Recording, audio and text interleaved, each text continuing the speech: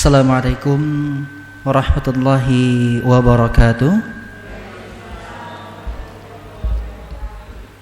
Alhamdulillahilladzi arsala rasulahu bil huda wa dinil haqq liyudhhirahu 'ala ad-dini kullihi wa kafa billahi shahida. Alhamdulillahirabbil alamin wal 'aqibatu lil muttaqin wal 'udwana illa 'alal zalimin. Hamdan syakirin hamdan na'imin hamdan yuwafi ni'amahu wa yukafi'u mazidah. Ya Rabbana lakal hamdu kama yanbaghi li jalali wajhikal karim wa 'azimi sultanik. Faradina billahi rabba wa bil islami dina wa bi Muhammadin nabiyya wa rasula. Allahumma anfa'na bima 'allamtana wa 'allimna ma yanfa'una. Allahumma la sahla illa ma ja'altahu sahla wa anta taj'alus sa'ba in syi'ta sahla.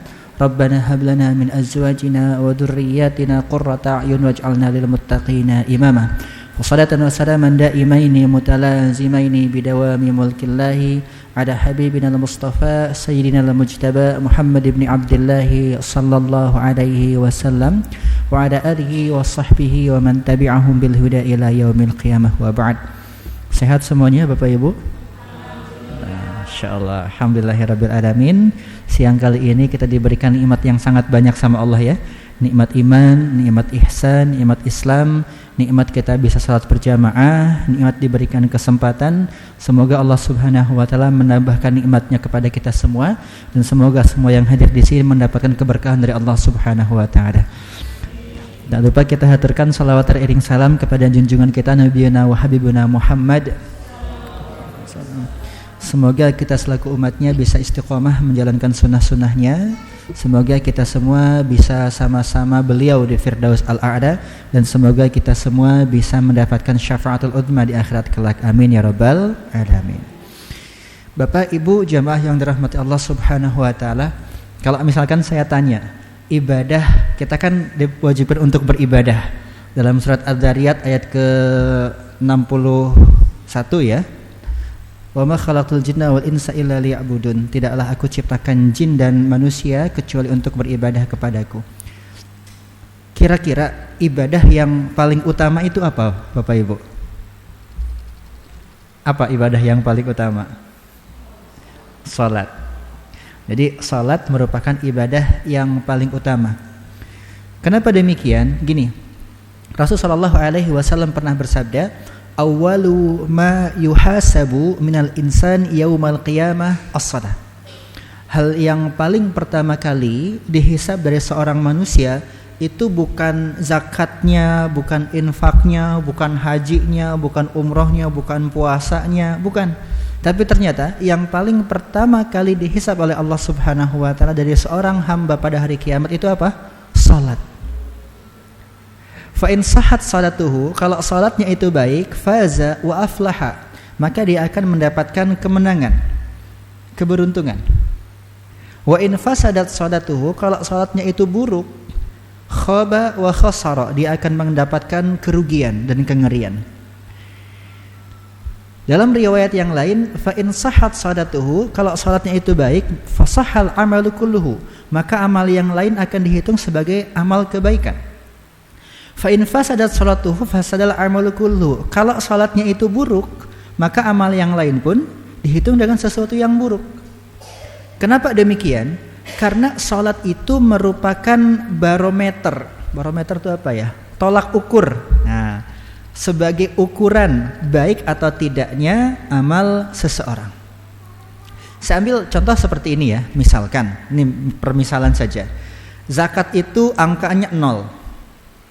Puasa angkanya 0, haji angkanya 0, infak angkanya 0, ibadah-ibadah yang lain silaturahim, sabar dan lain angkanya 0. 0 tambah 0 tambah 0 tambah 0 tambah 0 jadi berapa? Banyak nolnya ya. 0 semua gitu. Ada nilainya enggak? 0. Kenapa? Karena tidak ada angka di depannya. Nah, angka di depannya itu adalah salat. Katakanlah angka di depannya salat dengan sangat baik, angkanya 9 katakan gitu ya. Salatnya 9, tambah zakat jadi berapa? 90. Tambah puasa lagi 900. Tambah misalkan infaknya, terus seperti itu, semakin banyak amalnya, semakin banyak pahalanya karena ada angka di depannya. Dan Rasulullah SAW bersabda, al-farqu bainal muslim wal kafir tarkus shalah. Perbedaan antara seorang mukmin dan kafir adalah dalam pelaksanaan salatnya. Seseorang mukmin itu melaksanakan salat sehingga pahalanya dicatat oleh Allah Subhanahu wa taala. Sedangkan orang yang tidak beriman, yang tidak salat, apa yang bisa dia dapatkan dari amal ibadahnya? Tidak ada. Atau saya ambil contoh seperti ini lagi. Bapak Ibu, kalau wudu kan mengucurkan air dari keran ya.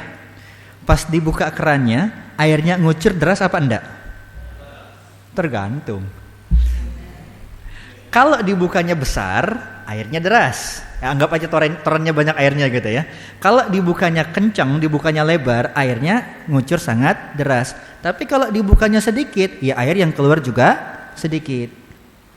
Nah, keran itu Bapak Ibu, itu adalah amal solih. Semakin lebar kita buka kerannya, semakin rajin kita beramal solih, maka semakin banyak pula pahala yang mengalir. Tapi kalau amal solehnya sedikit, buka kerannya sedikit, ya pahala yang ngalir juga sedikit.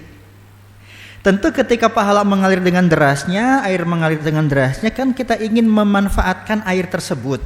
Mau untuk minum, untuk masak, mandi, wudu, bersih-bersih ataupun yang lainnya. Bagaimana cara memanfaatkannya? Ya harus ditampung. Kan kita nggak mau kita buka keran lebar-lebar, kemudian airnya ngucur, udah hilang begitu saja masuk selokan. Kan kita nggak mau seperti itu. Maka harus ditampung supaya kita bisa memanfaatkan air tersebut. Nah, alat tampungannya itu namanya salat. Alat tampungan pahala itu namanya salat. Ada orang yang mempunyai alat tampungannya itu tandon yang sangat besar. Jadi sederas apapun ia kucurkan air itu mesti tertampung dengan baik dan sempurna. Dia mendapatkan air yang sangat banyak karena memang kualitas salatnya juga baik. Ada orang yang kualitas alat tampungannya, kualitas salatnya itu mungkin cuma sebesar ember. Ya berarti kualitas salatnya sebesar ember. Mau sederas apapun dikucurkan airnya, ya nampungnya cuma seember itu. Ada orang yang kualitas salatnya itu mungkin cuma sebesar panci. Ada orang yang kualitas alat tampungannya, salatnya itu cuma sebesar gayung. Mau dia mengucurkan sebanyak apapun ya dapatnya segayung itu aja. Ada orang yang kualitas alat tampungannya itu cuma sebesar gelas. Bahkan ada orang yang punya alat tampungannya itu cuma sebesar sendok. Udah sebesar sendok bolong pula coba. Gimana itu? Dapat apa kan gitu. Makanya memang segala amal ibadah kita itu tergantung dari salat kita itu baik atau tidak. Bahkan para ulama mengatakan, apapun dosa yang kalian perbuat, seburuk apapun kehidupan kalian, sekelam apapun masa lalu kalian, dalam keadaan sebejat apapun diri kalian sekarang, jangan pernah tinggalkan salat. Karena itu benteng terakhir keimanan tuh di situ gitu. Jangan pernah tinggalkan salat. Kalau orang sudah meninggalkan salat itu sulit untuk menjadi baik. Tapi kalau orang itu masih salat, insya Allah masih ada kesempatan dan lebih mudah untuk mendapatkan hidayah dari Allah Subhanahu wa ta'ala. Maka penting sekali untuk kita salat dengan baik dan benar. Sebagaimana yang kita sampaikan dalam surat Az-Zariyat ayat ke-64 kalau enggak salah ya, suratnya surat ke-61, bahwa yang namanya ibadah itu diperintahkan kepada kita. Sekarang pertanyaannya adalah berapa lama kita beribadah selama ini, selama hidup kita? Ada yang di sini umurnya sudah 60 tahun? Ada yang baru 50 tahun? Ada yang 40 tahun? 30 tahun? 20 tahun? Pertanyaannya adalah berapa lama kita beribadah kepada Allah Subhanahu wa taala di alam dunia ini? Oh, saya beribadah sejak akil baligh, Ustaz. Udah 20 tahun saya ibadah, udah 30 tahun saya sholat, udah 40 tahun saya sholat. Pertanyaannya adalah ibadah kita diterima apa enggak? Jangan-jangan selama ini kita ibadah, ternyata ibadahnya enggak diterima. Kenapa? Karena kurang syarat-syaratnya. Dan syarat ibadah diterima Bapak Ibu itu kan cuma dua. Yang pertama baik, yang kedua benar. Apa yang dimaksud dengan baik? Ikhlas lillahi ta'ala. Jadi niatnya untuk Allah Subhanahu wa ta'ala. Yang kedua benar sesuai dengan tuntunan ajaran Nabi SAW. Karena ibadah itu ada tata caranya, dan tata caranya harus sesuai dengan ajaran Nabi SAW. Syarat yang pertama ikhlas, syarat yang kedua ittiba, Syarat yang pertama lillahi ta'ala, yang kedua sesuai dengan tuntunan. Salat pun demikian. Misalkan ada orang nih datang ke Masjid Al-Barokah ini ya, misalkan siang-siang datang, kemudian dia berdiri setengah jam terus keluar. Ditanya sama temannya, "Panjenengan habis ngapain?" "Habis sholat mas." "Loh kok sholatnya cuma berdiri tok?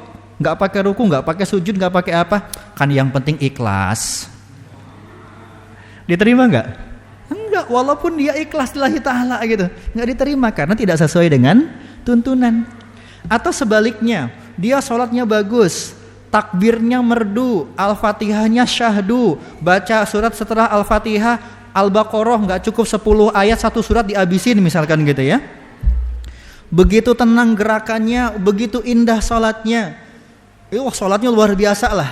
Tapi ternyata sholat yang begitu bagus itu bukan untuk Allah, karena ada calon mertua di sampingnya misalkan gitu. Kira-kira diterima gak sholatnya? Ya enggak. Makanya dua hal ini, antara ikhlas dan ittiba, antara sesuai dengan tuntunan dan juga lillahi ta'ala, itu harus dapat dua-duanya gitu ya, termasuk dalam salat. Apalagi salat itu innas salata tanha 'anil fahsya'i wal munkar. Sesungguhnya salat itu mencegah dari perbuatan keji dan mungkar. Bapak Ibu tahu perbedaan fahsya wal munkar? Apa bedanya keji dan mungkar? Gini ya. Jadi baik perbuatan keji, fahsya maupun mungkar itu sama-sama dosa. Sama-sama perbuatan maksiat. Terus kenapa dibedakan? Gini loh. Kalau fahsya atau fahisyah itu adalah dosa, kemaksiatan, perbuatan buruk yang berkaitan dengan syahwat. Kalau bahasa kita berkaitan dengan nafsu birahi gitu loh. Itu namanya fahsya.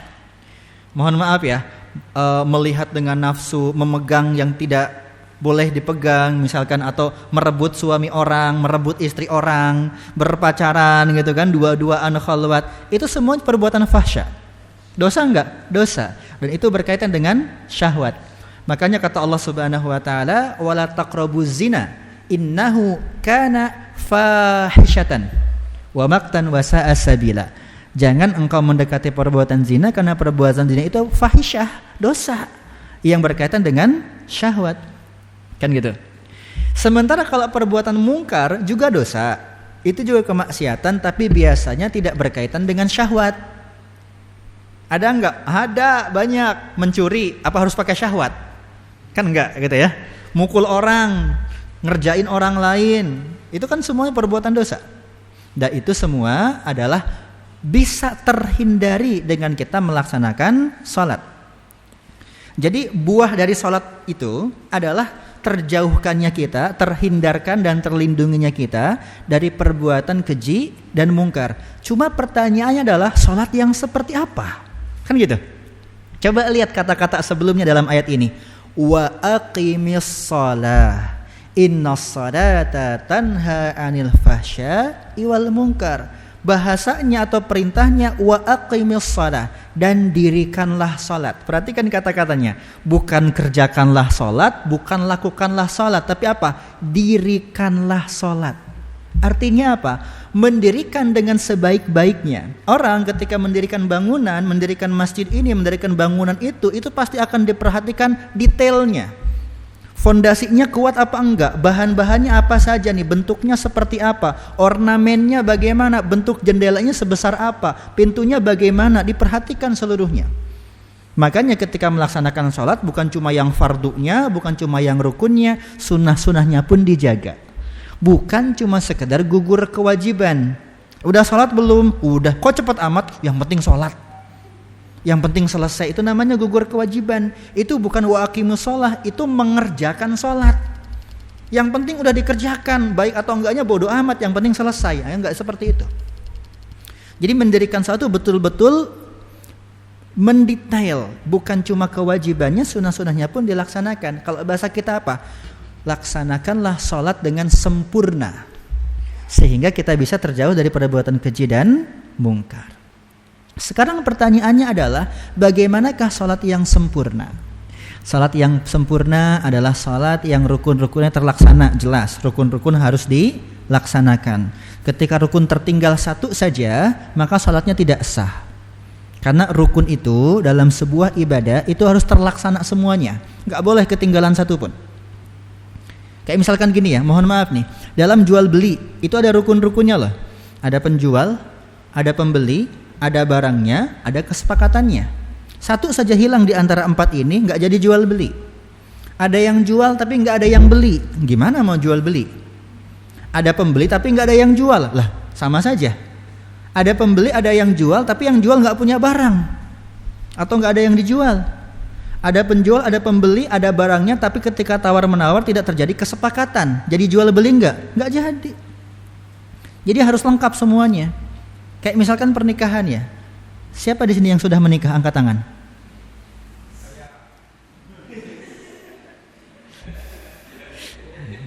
Berarti yang nggak angkat tangan belum nikah. Kan bagi yang pengalaman menikah ya, ketika menikah itu kan ada rukun-rukunnya. Ada kedua mempelai laki-laki dan perempuan kan, ada walinya, ada saksinya, ada ijab dan qabulnya. Ada mahar enggak? Mahar itu bukan rukun ya, tapi kewajiban. Semuanya harus ada tuh. Misalkan ada mempelai laki-laki, tapi enggak ada mempelai perempuan, kabur misalkan. Jadi nikah enggak? Enggak jadi. Ada mempelai perempuan, mempelai laki-laki enggak datang, jadi nikah? Enggak jadi.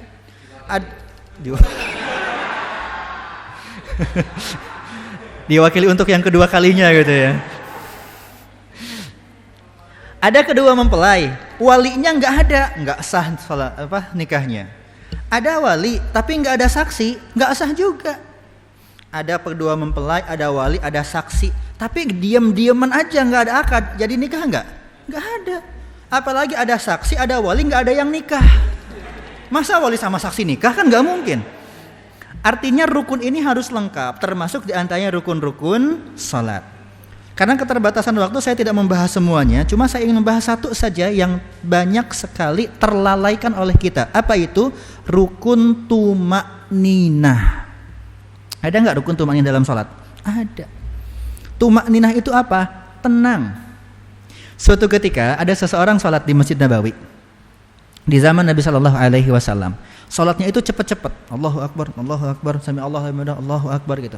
Selesai salat ditegur sama Nabi, "Shalli fa innaka lam tusalli." Salat lagi kamu. Tadi kamu enggak salat. Kamu belum salat, salatmu enggak diterima. Kemudian orang itu salat untuk yang kedua kalinya, sama cepat-cepat juga. Allahu Akbar, Allahu Akbar, Allahu Akbar. Cepat-cepat gerakannya. Maka disuruh ngulangi lagi. Shalli fa innaka lam tusalli.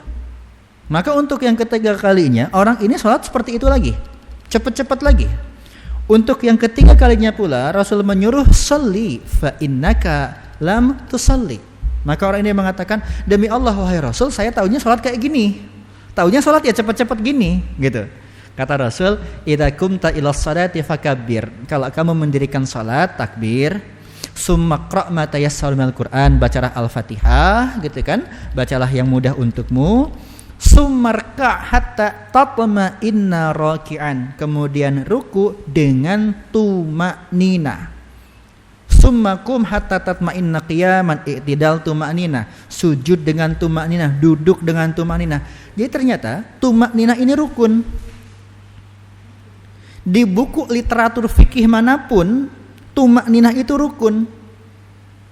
Mau itu fikih Syafi'i, Hambali, Maliki, mau itu fikih Hanafi, itu semuanya tumakninah itu rukun. Sebagaimana halnya ruku, sujud, tasyahud, itu rukun semua dan kedudukannya sama. Maka tumakninah ini tidak boleh ketinggalan. Kalau tumakninah ini tidak dilaksanakan, maka kita tidak melaksanakan rukun salat. Kalau rukun salat tidak dilaksanakan, maka salatnya tidak diterima. Tumakninah itu apa sih, Seth? Bagaimana bentuk tumakninah itu bagaimana gitu? Tumakninah dari kata-kata itmi'nan. Itmi'nan itu artinya tenang. Ala bizikrillah tatma'innul qulub. Bukankah dengan berzikir kepada Allah menenangkan hati? Jadi tenang, tumakninah. Terus batasan tumakninah atau minimalnya kayak gimana sih? Kalau kata Imam Syafi'i, tumakninah itu adalah ketika kita bergerak kemudian berhenti, semua persendian dalam tubuh kita berhenti. Dan dalam pemberhentian tersebut kita sanggup mengucapkan tasbih Subhanallah 1 kali saja, kemudian kita gerak lagi, itu sudah dikatakan minimal tumakninah. Jadi sudah dikatakan tumakninah. Jadi kita gerak, misalkan ruku, Allahu Akbar, berhenti itu. Dalam berhenti itu kita bisa mengucapkan tasbih walaupun cuma sekali, kemudian bangkit kembali, itu namanya tumakninah. Banyak kita dapati orang sholat itu Allahu Akbar, Allahu Akbar, Allahu Akbar, walaupun baca-bacaan ya Allahu Akbar, Allahu Akbar, Allahu Akbar, jadi cepat-cepat sekali. Nah, tumakninahnya di mana? Repot.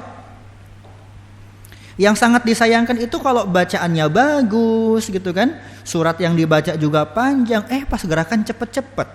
Yang sunnahnya bagus, sementara yang fardunya ditinggalkan, kan sayang. Apalagi mohon maaf ya, sebentar lagi ini sekitar 3 bulan lagi ya, kita masuk bulan suci Ramadan nih.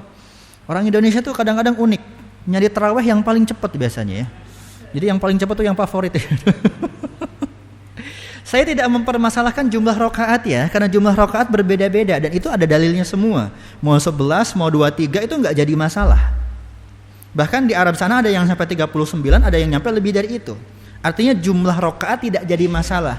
Yang ingin saya tekankan adalah jangan cepat-cepat dalam gerakan sholat.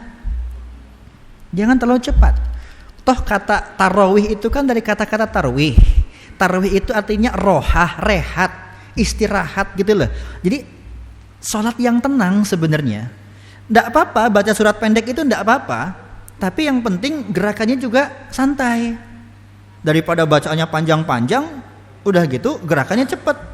Yang lebih repot lagi, udah bacaannya pendek banget, gerakannya cepat banget. Dulu ketika saya pertama kali ke Mesir ya, saya masih ingat pertama kali ke Mesir itu tahun 2007 pas bulan Ramadan. Jadi kalau nggak salah seminggu sebelum Lebaran itu ke Mesir karena harus ada pendaftaran masuk universitas dan lain-lain. Nah agak kaget ya ketika tarawih di Mesir. Kenapa? Kalau Indonesia kan biasanya cepat-cepat tuh. Ketika ke Mesir itu rata-rata tarawihnya itu 1 juz. Rata-rata 1 juz. Mau yang 23, mau yang 11 1 juz. Rata-rata 1 juz. Dan 1 juznya itu bukan dibaca dengan cepat-cepat, enggak. Dibaca dengan bacaan yang tartil, dengan nada-nada yang indah seperti alunan nada Imam Masjidil Haram. Kayak Imam As-Sudais, Imam As-Suraim gitu ya, Misyari Rasyid. Itu bacaannya luar biasa, indah sekali. Tenang sekali. Makanya memang sholatnya lama. Bayangkan sholatnya 1 juz. Bapak Ibu tilawah 1 juz saja mungkin lama gitu ya. Apalagi dengan bacaan seperti bacaan Imam Masjidil Haram. Makanya sholat di sana biasanya lebih dari 1 jam. Maka ketika pertama ke sana, mendengarkan bacaan yang begitu indah, begitu panjang, itu bukan cuma yang bergetar, bukan cuma hati, lutut pun ikut bergetar itu. Nggak pegel. Karena nggak biasa, gitu ya. Karena nggak terbiasa. Nah, kadang-kadang di Indonesia yang jadi polemik itu adalah ketika sholatnya terlalu cepat. Sholatnya terlalu cepat itu yang jadi masalah. Sebagai gambaran gini ya, di kampung saya, di beberapa musola sampai sekarang mungkin itu ada sholat tarawih rata-rata di sana 23, bukan masalah 23-nya tapi cepatnya itu loh. Kadang-kadang 23 rakaat 1/4 jam juga selesai itu. Kok bisa? Ya cepet sholatnya. Al-Fatihah itu 1 tarikan nafas. Bisa nggak?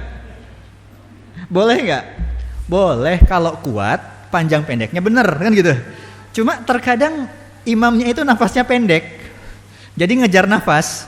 Bismillahirrahmanirrahim. Ar-Rahmanir-Rahim. Maliki yaumiddin. Iyyaka na'budu wa iyyaka nasta'in. Ihdinas siratal mustaqim. Siratal ladzina an'amta 'alaihim ghairil maghdubi 'alaihim waladdallin. Amin. Oh, cepat itu. Dan bacaan setelah Al-Fatihah biasanya suratnya pendek. Pendek banget gitu. Jadi wasyamsi waduha itu enggak pernah dibaca itu. Kenapa? Panjang. Yang jadi favorit apa? Qul huwallahu ahad, Allahus samad, lam yalid walam yulad walam yakul lahu kufuwan ahad, Allahu akbar. Nah, biasanya rakaat kedua tuh. Bahkan pernah ya, waktu itu saya sholat di musala di dekat rumah itu, habis ghairil maghdubi 'alaihim waladdallin, amin, Bismillahirrahmanirrahim, Yasin, Allahu akbar. Lah. Baru juga amin. Artinya mohon maaf ya, untuk bacaan yang pendek itu enggak jadi masalah. Cuma gerakannya itu loh. Kadang-kadang gerakannya juga ikut cepat, itu yang jadi masalah. Tumakninahnya di mana? Bahkan kalau Bapak Ibu searching ya, sholat tarawih tercepat di dunia itu ada di Indonesia. Lihat di YouTube deh. Sholat tarawih tercepat di Indonesia, daerah Bondowoso, Wonosobo apa mana gitu. Cepet banget. Amin. Allahu akbar, Allahu akbar, Allahu akbar, Allahu akbar, Allahu akbar. Amin. Allahu akbar, Allahu akbar, Allahu akbar. Assalamualaikum warahmatullahi wabarakatuh. Allahu akbar. Amin gitu. Enggak percaya, lihat YouTube deh. Saya enggak ngada-ngada ya, ada itu di Indonesia. Ini orang Arab sholat di Indonesia stres kayaknya ya. Cepet banget sholatnya. Jadi itu sholatnya bukan tarawih, itu sholatnya senam kayaknya gitu ya.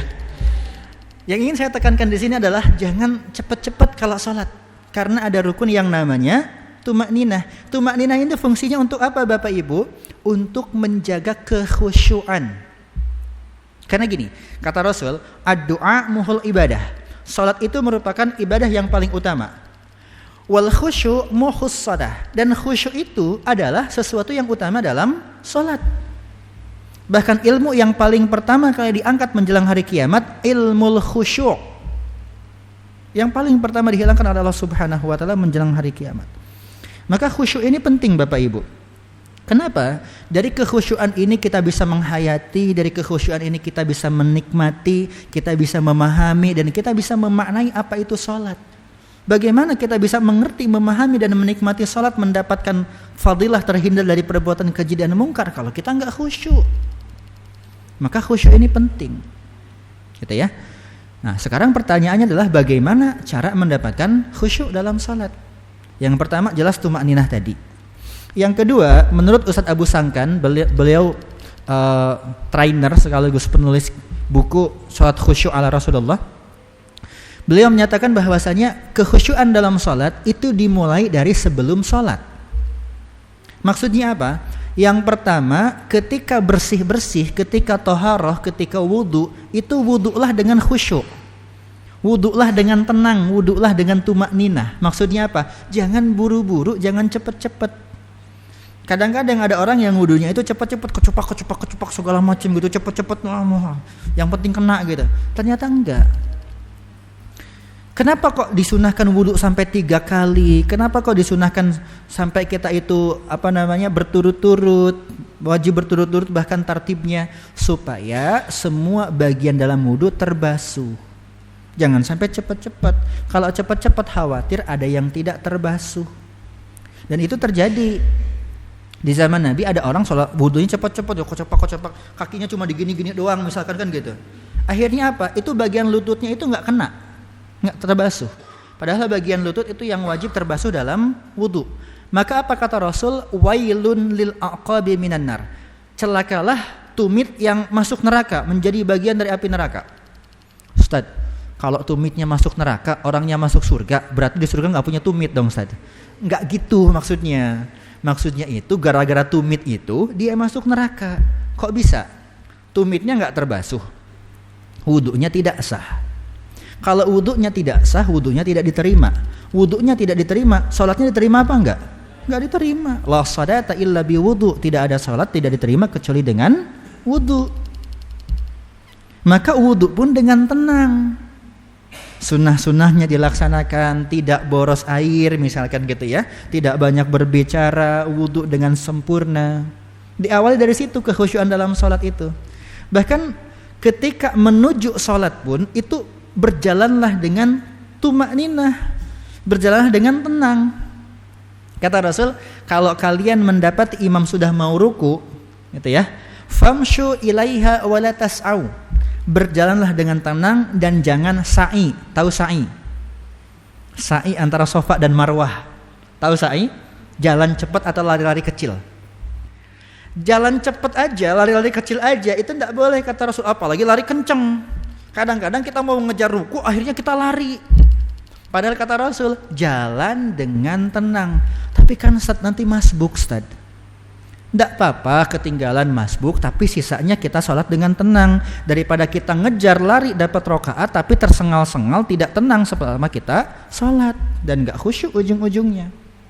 Bahkan menuju sholat pun dengan tenang. Ustaz gimana caranya supaya kita menuju sholat dengan tenang dan tidak terlambat? Yo datang lebih awal. Biar gak buru-buru. Apalagi yang bisa mendukung kekhusyuan dalam salat kita, yang bisa mendukung kekhusyuan dalam salat kita, sebelum salat ketika akan berniat kita minta perlindungan kepada Allah. Kenapa? Karena pasti akan banyak godaan dalam salat tersebut. A'udzubillahi minasyaitonirrajim boleh, a'udzubillahi min hamazatis syaitonir rajim juga boleh. Silahkanlah. Yang penting kita minta perlindungan kepada Allah biar enggak diganggu ketika salat kita. Apalagi yang bisa mendukung kekhusyuan salat kita adalah coba sebelum salat perkara yang belum selesai diselesaikan dulu. Kenapa? Bisa jadi itu nanti menjadi pikiran ketika kita salat. Sesuatu yang kira-kira ganggu salat kita bakal kepikiran ketika kita salat, coba diselesaikan terlebih dahulu. Saya ambil contoh, kunci motor, kunci mobil. Kadang-kadang kita lupa tuh. Allahu Akbar. Kunci motor di mana ya? Nyarinya pas lagi sholat. Jadi bukannya khusyuk ketika sholat, malah nyari kunci. Atau mungkin ibu-ibu nih yang lagi masak nih, Allahu Akbar. Kompor udah matiin belum ya? Katanya kan gitu. Jadi ingatnya kompor. Allahu Akbar. Wah, jemuran mau hujan nih kayaknya nih basah nih. Jadi ingatnya tuh jemuran. Padahal harusnya ingatnya Allah kan gitu. Makanya coba hal-hal semacam itu diselesaikan dulu sebelum sholat. Contoh misalkan nih biasa nyari kunci ini, sebelum sholat cari dulu kuncinya. Oh ada di sini. Nanti pas sholat nggak mikirin kunci lagi. Kenapa sudah ada? Atau yang lagi masak, kenapa nggak sebelum sholat dimatiin atau dikecilin dulu biar tenang. Pas sholat nggak mikirin gosong. Atau kalau mau hujan itu jemuran angkat dulu deh. Daripada nanti pas sholat nggak tenang pengen cepet-cepet karena jemuran kehujanan. Bahkan ya kata Rasul, la salata bihadratit ta'am. Tidak ada sholat, tidak diterima sholat atau bahkan minimal tidak sempurna sholatnya ketika sholat berhadapan dengan makanan. Maksudnya apa? Pas waktu sholat, pas makanan dihidangkan, siap untuk dimakan. Kata Rasul apa? Makan dulu. Loh, makan dulu Ustaz? Iya, makan dulu. Emang makan lebih penting daripada sholat? Enggak, justru sholat lebih penting daripada makan. Itulah kenapa lebih baik kita makan mikirin sholat daripada sholat mikirin makan. Apalagi makannya prasmanan ngambil sendiri-sendiri. Udah gak konsen. Allahu Akbar. Duh, ini sate kebagian apa enggak? Mikirnya sate kan gitu. Nggak konsen sholatnya, makanya apa? Udah selesaikan dulu urusannya. Bahkan ketika seseorang ingin buang hajat pun kata Rasulullah sholata liman yudafi an hadas, sholatnya nggak diterima ketika dia sholat sambil menahan hadas. Kalau memang dari awal pengen buang air, selesaikan dulu. Jangan sampai pas sholat mikirnya apa? Jangan keluar. Akhirnya malah nggak khusyuk kan? Mikirnya sesuatu yang lain kan? Harusnya bagaimana berpikir beribadah kepada Allah dalam sholat, khusyuk, ini malah mikirin yang lain. Karena urusan kita belum selesai. Gitu loh. Ustaz, bagaimana kalau sholat mikirin utang? Selesaikan dulu ya. Oh susah Ustaz menyelesaikannya. Ya udah minta dalam sholat untuk diselesaikan kan gitu ya. Yang penting kita berusaha untuk konsentrasi dalam sholat kita. Banyak hal yang bisa mengganggu sholat kita. Jadi Bapak Ibu pernah nggak pas lagi sholat tiba-tiba ingat sesuatu? Yang tadi nggak ingat tiba-tiba ingat gitu. Hati-hati, itu termasuk distraksi, termasuk pengalihan, termasuk godaan dari setan. Kalau seperti itu cepat-cepat ta'awud kepada Allah supaya kembali kepada kekhusyuan. Karena khusyuk ini penting Bapak Ibu. Ada yang bertanya, Ustaz, bagaimana kita bisa khusyuk? Sholat di masjid, tapi di masjid ramai sama anak-anak. Pernah gak seperti itu? Kita pengen sholat tenang, tapi ada anak-anak ramai. Bagi saya itu lebih baik anak-anak ramai di masjid daripada masjid sepi dari anak-anak. Kenapa? Kalau masjid sepi dari anak-anak berarti anak-anak gak ada yang ke masjid itu. Dan nanti kita akan kehilangan generasi penerus kita. Kan kita gak hidup selamanya. Kan kita ada generasi terus kan. Nah masalahnya sekarang itu banyak masjid yang tidak ramah sama anak. Jadi tidak welcome kepada anak-anak gitu loh. Bahkan ada masjid di mana gitu ditulis kalau sholat jangan bawa anak-anak, ganggu katanya gitu. Ya kasihan banget anak-anaknya. Saya terkagum dengan salah satu masjid di Mesir, itu ada tulisan, jangan marah kepada anak-anak yang bermain di masjid. Karena usia mereka usia bermain. Artinya apa? Anak-anak biar betah dulu di masjid gitu loh. Biar senang dulu ke masjid. Yang dari kecil senang di masjid saja, pas gede belum tentu senang di masjid. Apalagi yang dari kecil nggak pernah ke masjid. Saya punya teman saya punya anaknya masih kecil waktu itu. Usia TK mungkin belum SD lah. Ke masjid. Ya namanya anak TK, anak kecil kan. Di masjid lari-larian, di masjid bercanda. Tiba-tiba dibentak, dimarahin sama marbotnya. Akhirnya pulang nangis. Laporan ke bapaknya, Abi, aku nggak mau ke masjid lagi. Kenapa? Orangnya galak katanya gitu. Trauma ke masjid akhirnya. Ya nggak tahu sekarang ke masjid lagi apa enggak ya. Tapi kan apa ya? Jadi kadang-kadang masjid itu nggak ramah untuk anak-anak. Ini yang luar biasa, beberapa masjid bahkan bikin taman bermain kan untuk anak-anak. Artinya apa? Anak-anak didekatkan kepada masjid.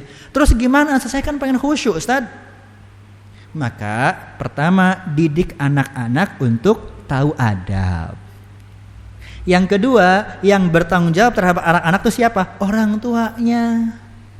Maka kalau bisa bawa anak-anak di sampingnya saja. Jangan anak-anak dibarengin sama anak-anak, rame.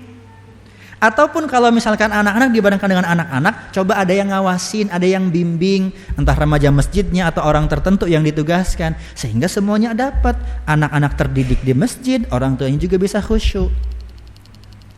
Dan pendidikan anak-anak itu dimulai dari rumah loh Bapak Ibu. Termasuk menanamkan pentingnya adab-adab di masjid, pentingnya belajar di masjid, belajar sholat, itu diajarkan dari rumah. Jangan sampai anak-anak kerjanya cuma bikin kacau. Karena orang tuanya pun mungkin gak mengajarkan atau gak peduli. Pernah dengar gak ceritanya satu masjid sholat Jumat batal semua? Belum pernah dengar ya? Ini kalau gak salah kejadian di, saya lupa daerahnya Lumajang apa mana. Ini saya pernah ceritakan sama teman saya. Sholat Jumat satu masjid batal semua. Gara-gara apa coba? Gara-gara anak kecil. Tahu sebabnya gimana? Kan imamnya baca Al-Fatihah ya.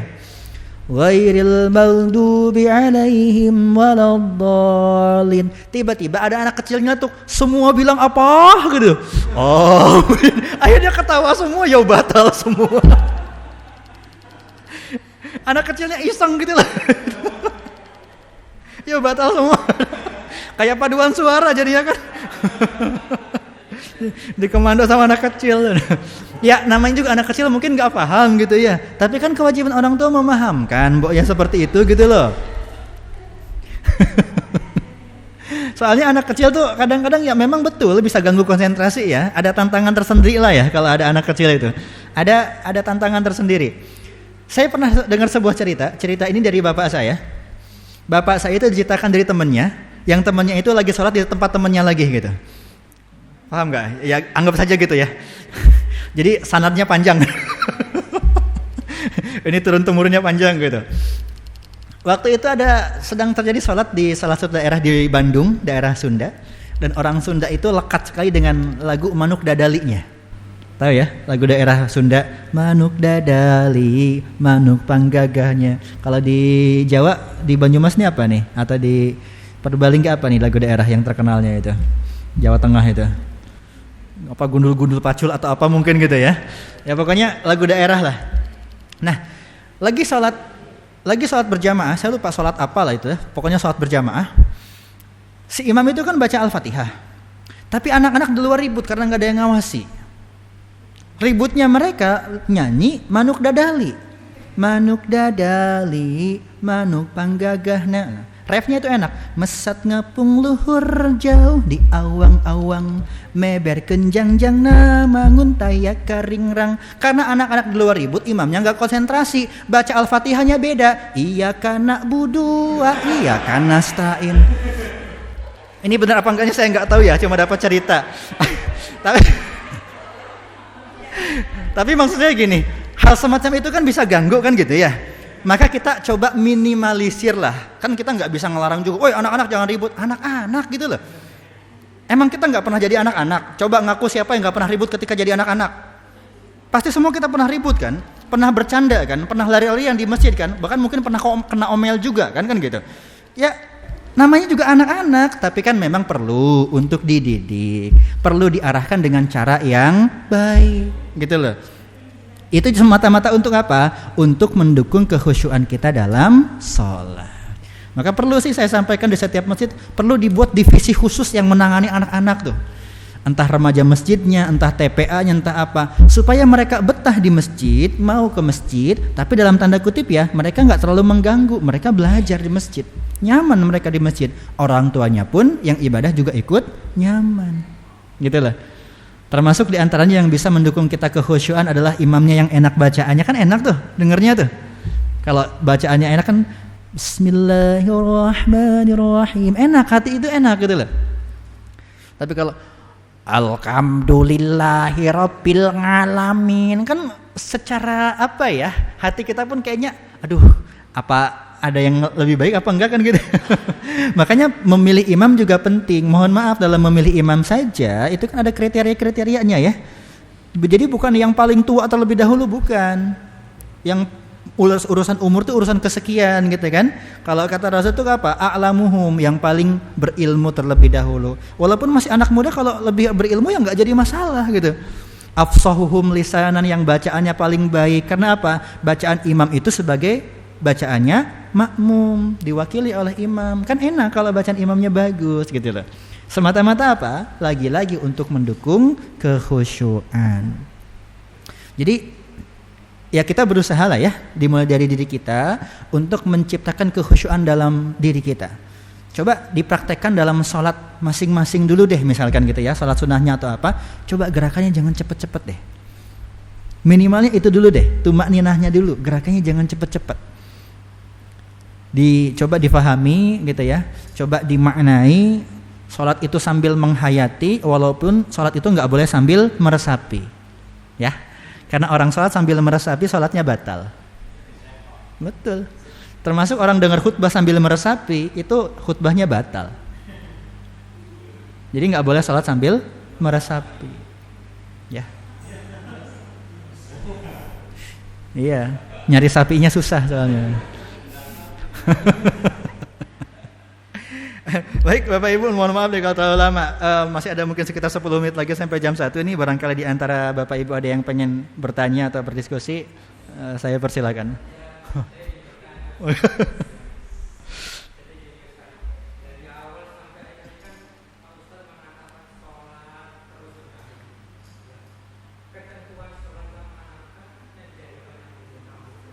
Ketentuan salat yang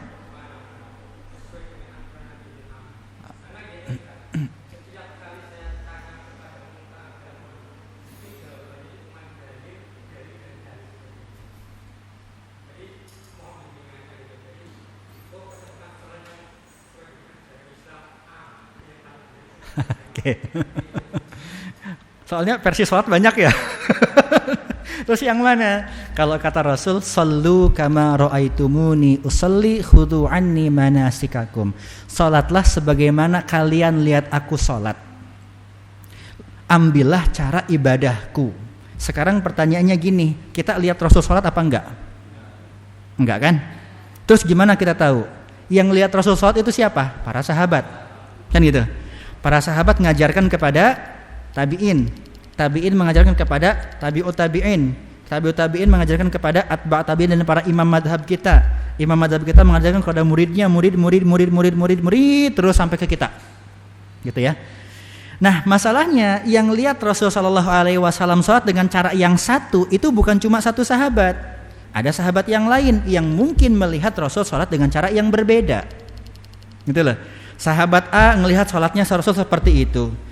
Pas Rasul sholat lagi, ternyata sholatnya berbeda. Dilihat oleh sahabat yang B. Kata sahabat A, sholat seperti ini loh. Kata sahabat B, enggak seperti ini kok sholatnya gitu loh. Artinya apa? Dua-duanya enggak salah. Dua-duanya betul dengan versi yang berbeda. Makanya gini, kalau dalam sholat itu kan jelas satu sholatnya. Cuma cara pelaksanaannya mungkin berbeda. Secara fikih mungkin berbeda, maka bisa jadi cara sholatnya fikih Syafi'i dengan fikih Hanafi bisa jadi berbeda. Ada yang misalkan takbirnya ada yang sebahu, ada juga yang setelinga, kan gitu. Ada yang sedekapnya itu antara dada dengan pusar. Sedekapnya itu ada yang di atas dadanya, ada yang di bawah pusarnya, ada yang tahta kolbi di bawah jantungnya. Ada yang tidak sedekap sama sekali seperti ini. Ada enggak? Ada. Boleh enggak? Boleh. Kenapa? Karena semuanya berdasarkan dalil. Lagi-lagi kita sholat pakai dalil. Kayak misalkan tahiyat ya. Kan tahiyat dianjurkan untuk nunjuk. Ini perkara sunnah nih. Nggak nunjuk aja boleh kan gitu. Cuma disunahkan untuk nunjuk. Wong perkara nunjuk saja itu kan beda-beda. Ada yang at-tahiyatu dari awal sampai akhir. Ada yang asyhadu baru nunjuk. Ada yang nunjuk ditarik lagi. Ada yang nunjuk kemudian yuharik menggerak-gerakan. Itu ada dalilnya. Tentunya dengan interpretasi ulama yang berbeda-beda. Selama masih ada rujukannya dalilnya, maka boleh dilaksanakan. Yang nggak boleh itu yang mengada-ada, yang nggak ada dalilnya. Contoh misalkan, mentang-mentang dia anak rocker, tahiyatnya gini, asyhadu alla ilaha illallah, ini nggak boleh. Ini namanya mengada-ada. Atau dia pengen gerak-gerak seluruh tangannya gerak, asyhadu alla ilaha illallah, nggak boleh, gitu ya. Terus Ustaz, saya ini ikut yang mana? Nah, dalam bermadhab itu lebih baik talfiq terlebih dahulu. Kalau kita belum tahu madhab-madhab yang lain, kalau kita belum tahu dalil-dalilnya, udah pelajari satu madhab terlebih dahulu. Misalkan Indonesia memakai madhab Syafi'i, ya sudah pelajari sholat pakai madhab Syafi'i terlebih dahulu. Cara sholat pakai madhab Syafi'i itu seperti apa sih? Misalkan, gitu ya. Tahiyatnya seperti apa, kemudian gerakannya seperti apa. Satu dulu deh biar nggak bingung. Boleh kita mengambil madhab yang lain itu boleh, cuma mesti tahu dalil-dalilnya. Kalau belum tahu dalil-dalilnya, yang sudah ada saja, yang biasa kita pelajari kita laksanakan dulu. Namun catatannya gini Bapak Ibu, oleh karena cara sholat itu berbeda-beda, ada dalil yang lain yang mungkin belum kita ketahui. Kalau kita melihat orang sholatnya itu berbeda dari kita, jangan buru-buru disalahkan. Misalkan ada orang sholatnya itu bismillahnya dikencengkan, ada yang nggak dikencengkan, kan sama-sama ada dalilnya. Kalau kita mengencangkan nggak jadi masalah, tapi jangan memprotes yang tidak mengencangkan. Begitu pula sebaliknya. Termasuk masalah kunut ya, itu juga sama. Dalam madhab Syafi'i, kunut itu merupakan kewajiban sholat atau sunnah abadnya. Sementara dalam madhab yang lain, kunut itu bukan termasuk kewajiban sholat, tapi hanya sekedar sunnah. Bahkan ada madhab yang tidak berkunut sama sekali. Intinya kunut nggak kunut sebenarnya tetap sah sholatnya gitu lah. Misalkan kita kunut, kemudian orang lain nggak kunut, ya sudah nggak jadi masalah. Toh kita masih bisa sholat berjamaah dan tetap sah sholatnya, kan gitu. Dan nggak boleh memaksakan diri. Kenapa? Karena para imam kita pun tidak memaksakan, karena para imam kita pun justru sangat menghargai. Contoh, Imam Syafi'i itu kan pendapatnya kalau subuh kunut. Imam Hanafi itu nggak kunut. Imam Syafi'i lahir tahun 150 Hijriah, di tahun wafatnya Imam Hanafi, otomatis nggak ketemu. Ketemunya sama murid-muridnya Imam Hanafi. Suatu ketika Imam Syafi'i sholat di kawasan Imam Hanafi atau murid-muridnya Imam Hanafi. Imam Syafi'i didaulat menjadi imam. Kan Imam Syafi'i pendapatnya kunut kalau subuh. Ternyata pada waktu itu nggak kunut. Ditanya sama murid-muridnya Imam Syafi'i yang ikut waktu itu, wahai imam, kenapa tadi engkau gak kunut? Apa engkau lupa? Kalau kebiasaan kita adalah kunut. Apa kata Imam Syafi'i? Tidak, aku tidak lupa. Terus kenapa gak kunut? Aku menghormati murid-muridnya Imam Abu Hanifah. Luar biasa kan? Atau misalkan gini, Imam Ahmad bin Hambal, Imam Hambali itu kan muridnya Imam Syafi'i. Kata Imam Syafi'i kunut, kata Imam Hambali gak kunut. Tapi ketika Imam Hambali menjadi makmumnya Imam Syafi'i kunut, Imam Hambali ikut kunut, ngangkat tangan dan berdoa mengaminkan. Kan enak seperti itu. Itu para imamnya, itu mereka luar biasa ininya, saling menghormati. Lah kenapa kita ribut? Emang kita lebih pintar daripada para imam? Sehingga layak untuk menyalahkan para imam? Kan enggak gitu loh. Kalau mau kunut ya monggo, enggak kunut juga silahkan. Yang penting ketika sholat berjamaah, kita ngikutin imam. Kalau imamnya kunut, walaupun kita nggak kunut nih, kita ikut kunut. Nggak boleh imamnya kunut, kita nyungsruk sujud sendirian. Atau kalau imamnya nggak kunut, langsung sujud, ya sudah kita ikuti, jangan subhanallah, subhanallah, subhanallah. Nggak boleh. Gitu ya. Jadi cara salat yang berbeda-beda itu bisa terjadi karena interpretasi atau pemahaman para ulama terhadap dalil yang ada itu juga berbeda-beda. Yang penting ketika kita melihat orang lain yang mungkin sedikit berbeda salatnya dengan kita, itu jangan buru-buru disalahkan. Karena bisa jadi pakai dalil yang lain yang mungkin kita nggak pakai atau kita nggak ketahui. Kecuali kalau benar-benar salah gitu loh. Kayak tadi tahiyatnya kayak gitu misalkan. Itu kan jelas-jelas salah. Gitu ya. Nah itu baru kita ingatkan seperti itu. Ada lagi? Satu lagi deh boleh? Kalau ada. Monggo. Waalaikumsalam.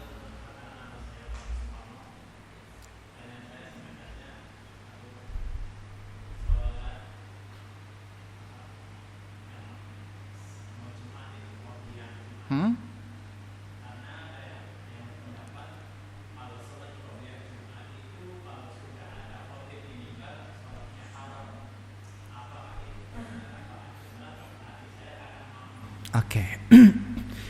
Ini berbicara mengenai qobliyah ya. Memang ada ulama yang berpendapat Jumat juga ada qobliyah ba'diyahnya kan gitu ya. Ada ulama yang berpendapat Jumat itu ada qobliyah maupun ba'diyahnya. Bagaimana ketika sudah khatib naik mimbar? Kan khutbah Jumat itu kan sebagaimana 2 rakaat sholat Jumat. Kan kalau kata Rasul, inna yaumal jum'ati sayyidul ayyam wa idul fuqara wa idul masakin al khutbatani fiha maqama rak'ataini minaz zuhur. Makanya sholat Jumat itu 2 rakaat. Karena 2 rakaatnya ada di khutbah. Maka ketika sudah naik mimbar khatibnya, fala yatakallamanna minkum ahadukum. Jangan ada yang ngomong. Wa man yatakallam faqad lagha. Yang ngomong nih, lagha, sia-sia. Wa man lagha fala jum'atalah. Nanti enggak dapat apa-apa tuh dari Jumatnya. Sekarang permasalahannya imam sudah naik mimbar, lagi berkhutbah, kita baru datang. Apakah kita salat tahiyatul masjid atau salat rawatib dulu atau langsung duduk? Kalau dilihat dari segi keutamaan atau hukumnya, kan khutbah itu wajib didengarkan ya. Kita harus langsung duduk, tapi ternyata suatu ketika Rasul lagi khutbah Jumat, tiba-tiba ada orang datang. Kata Rasul, kamu udah salat belum? Belum. Kum. Salat dulu 2 rakaat. Maka kalau kita datang khatib masih atau baru atau lagi khutbah gitu ya, khatib lagi khutbah, tetap dianjurkan sholat rawatib, bukan sholat tahiyatul masjid ya, tetap dianjurkan. Mau langsung duduk boleh nggak? Boleh, langsung duduk juga boleh, tapi dianjurkan dalam hadis tersebut untuk sholat tahiyatul masjid. Tapi tolong sholatnya jangan lama-lama. Tahiyatul masjid baca suratnya Al-Baqarah.